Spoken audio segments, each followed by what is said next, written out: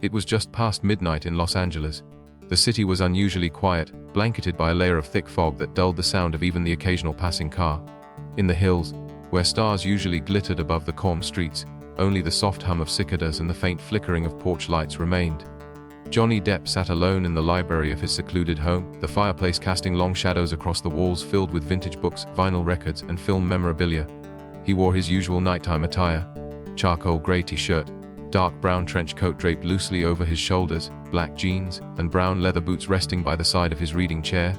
At 61, he carried a kind of stillness in his expression, as if he'd lived several lifetimes behind those tired, expressive eyes. He stared at the same page of an old book he'd read dozens of times before, not because the story bored him, but because tonight his mind refused to focus. There was a heaviness in his chest that even the warmth of the fire couldn't reach. Suddenly, the silence broke. His phone rang, not his publicist, not a studio exec, not his agent, unknown caller. He hesitated. Midnight calls with no name were rarely good news. He reached for the phone. Hello. There was a pause. Then a raspy, trembling voice on the other end. Is this Mr. Depp? Johnny straightened in his chair. Yes, speaking. Who is this? The woman hesitated. I am calling from Georgia. My name is Grace. I think you knew my mother. Johnny frowned, confused. I don't. I'm sorry. I don't know a Grace in Georgia. No, she said quickly. Not me, my mother. Her name was Margaret. Margaret Hayes. The name hit Johnny like a cold gust of wind. Margaret Hayes. He hadn't heard that name in over 3 decades. She was a woman he'd met long ago, during a film shoot in Savannah in the early 90s.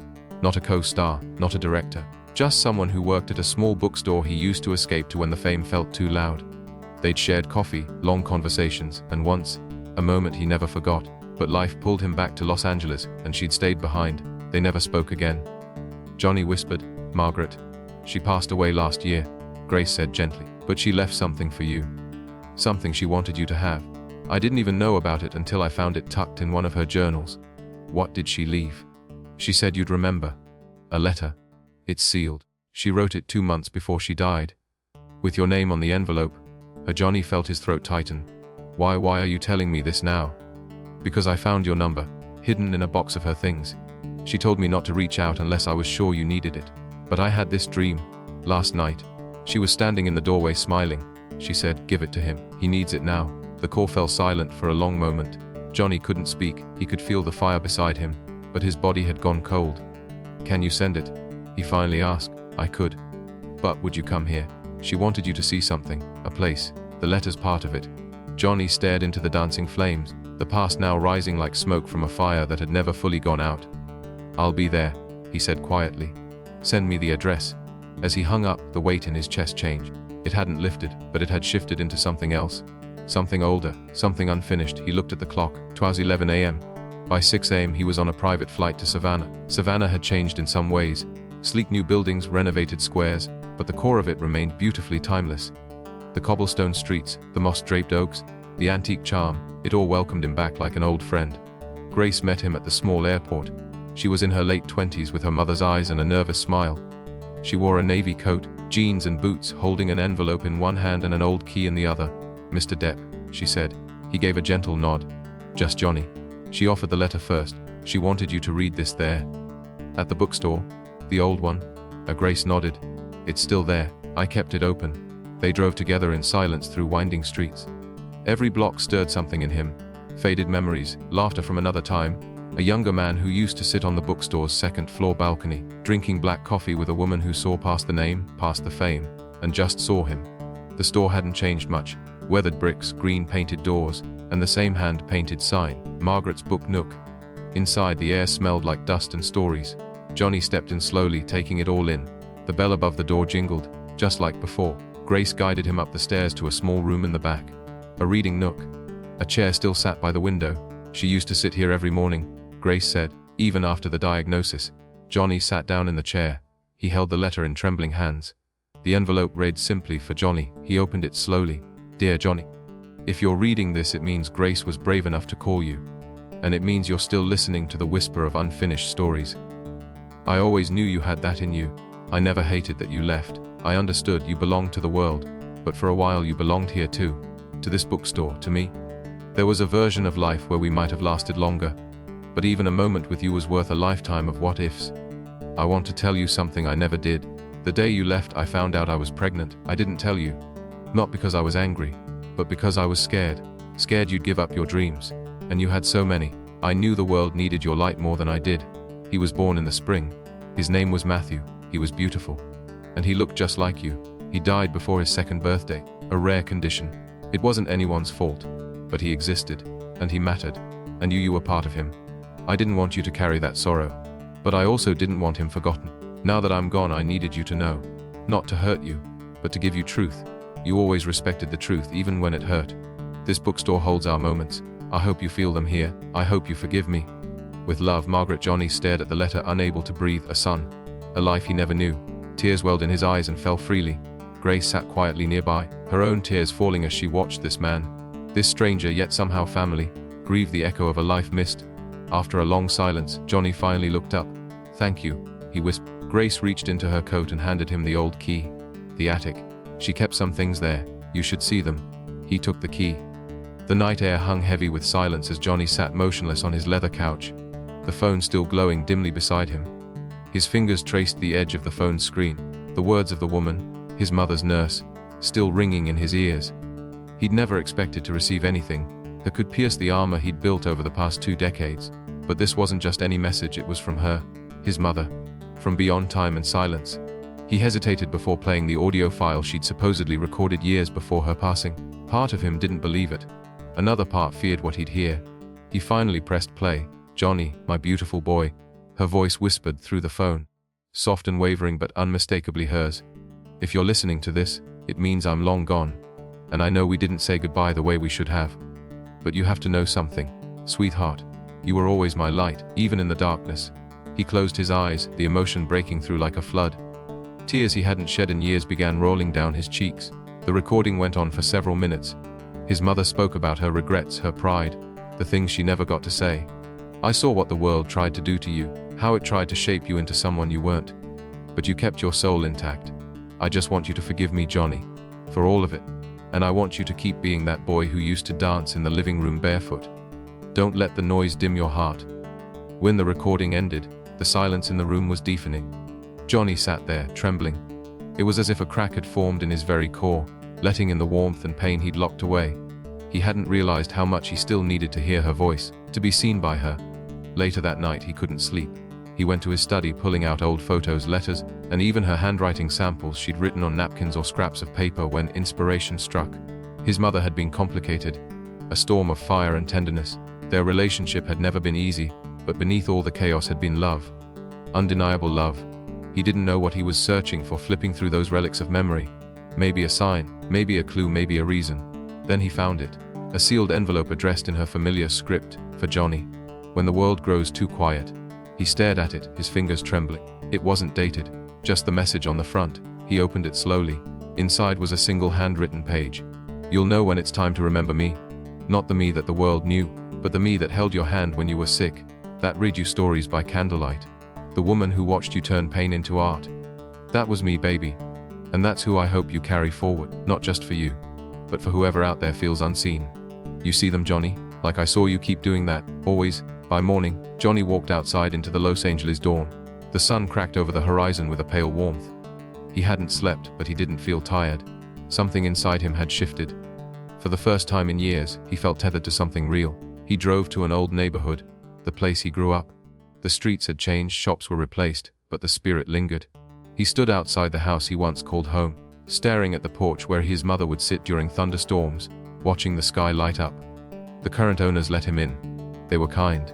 They understood who he was, but more importantly, they saw that he was looking for something far deeper than nostalgia. He walked through the rooms slowly, touching the door frames, the walls. In one room, the tiny living room where the TV had once rested, he found a spot on the floor that hadn't changed. A little scratch where he had once tripped chasing his sister. Everything came back. Laughter, yelling, music, silence. Before he left, he asked if he could sit alone in the house for a few minutes. They agreed. He sat cross-legged on the wooden floor, closed his eyes, and simply breathed. "Thank you," he whispered. In the days that followed, Johnny changed. Not in a flashy outward way, but in how he spoke, how he showed up for people. He started calling old friends, reaching out to people he hadn't spoken to in years. He wrote letters. Some he mailed, some he kept tucked away. He even visited a local children's hospital, anonymously bringing books and reading to kids who reminded him of himself. One little girl asked him, "Why do you sound sad and happy at the same time?" He smiled. "Because that's what remembering someone you love feels like." Eventually, he shared his story publicly, not for attention but for healing. He spoke about the letter, the voice recording, and the forgiveness he didn't know he needed. And people listened. They didn't just hear a movie star, they heard a son, a man carrying love through pain. The night air outside Johnny's estate was still, unusually quiet. He stood at the window of his study, his silhouette barely visible against the moonlight pouring in. The midnight call still echoed in his head. He had heard his mother's voice, her exact tone, her loving yet firm words, and a child's faint laugh in the background. But what haunted him most was what followed. "Come find the truth, Johnny." For a man who had lived through decades of cinematic illusions, this felt too real to ignore. He stared at the old letter again, the one he had found months ago inside the attic, written by his mother and postmarked 20 years ago. The handwriting was unmistakable. The smell of the ink, the creased edges, everything was authentic. In it she wrote about something he needed to see, a place he needed to go. But back then, he had dismissed it as the sentimental ramblings of a mother growing older. Now, with the call coming from an untraceable number, and her voice clear as ever, he knew it wasn't over. He pulled out his phone and dialed Henry Carter. Henry was an old family friend, a private investigator who had once served as a detective in New Orleans. Johnny trusted him more than anyone. Henry answered on the second ring. "Depp midnight call, huh?" he said, almost as if he had been expecting it. "You heard?" Johnny asked, surprised. "Let's just say, I've been keeping tabs on something. Get here immediately." Within hours, Johnny was on a private jet to New Orleans. He sat silently, his fingers curled around a pendant his mother used to wear, a tiny locket with a baby's photo in it. One he never questioned before. But now, he realized the baby wasn't him. New Orleans greeted him with a strange familiarity. The city's ghostly charm, its history, its whispers. It all pulled him in like a page from a forgotten book. Henry waited for him outside a quiet apartment complex in the French Quarter. Dressed in a tan trench coat, Henry's gray eyes scanned the street. Inside, he didn't waste time. He placed a folder in front of Johnny. "I didn't tell you before, but your mother came to me a few weeks before she passed," Henry said, voice low. "She gave me these documents and told me to keep them safe. Until you were ready." Johnny flipped through the folder. Hospital records, photographs, letters. One photo made his hand tremble. A picture of a woman in a hospital bed holding two newborns. "Twins," Henry said. "Your brother didn't make it past the first few days. But your mother never let go of the idea that he was still alive." There were inconsistencies in the paperwork, and then the nurse who delivered the twins disappeared months later. Johnny leaned back, his mind racing. "And the voice on the phone?" he asked. "Could have been a memory. Could have been someone playing a twisted game. Or something else."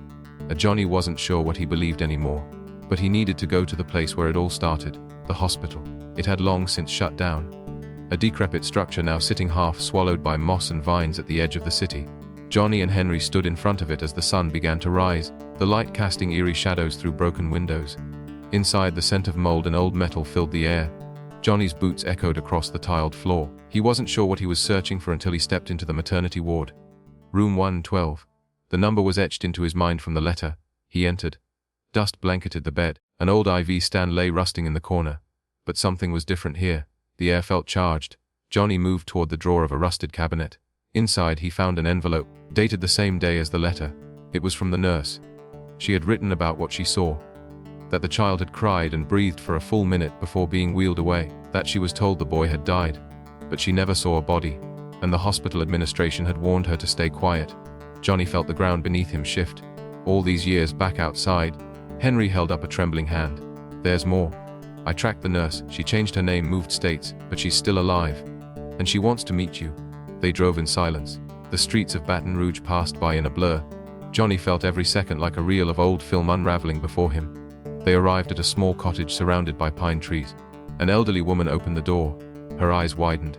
"You're her son," she whispered. Johnny nodded. Inside, she offered him tea and began to speak. "I didn't know what they were doing," she said, tears welling in her eyes. "Your mother, she was kind, strong. But the hospital, it was part of something darker. Babies were selected, adopted out, for money. Yours was one." Johnny stared in disbelief. "He survived?" he asked. The nurse nodded. "They changed his name, sent him to a family in Michigan. I kept this." She handed him a box. Inside baby clothes, a tiny bracelet with the name, Jacob, engraved, and a photo of a toddler in a yard. Johnny's heart cracked, his twin. He drove back to New Orleans a different man, not broken, but awakened. The photo now lived in his wallet. He didn't know if Jacob was still alive, But he knew what he had to do. He would search. He would uncover every stone. Back at his estate, Johnny sat by the fire. The call at midnight, the voice of his mother, it wasn't just nostalgia. It was a wake-up call, a final push. Sometimes, the past doesn't stay buried.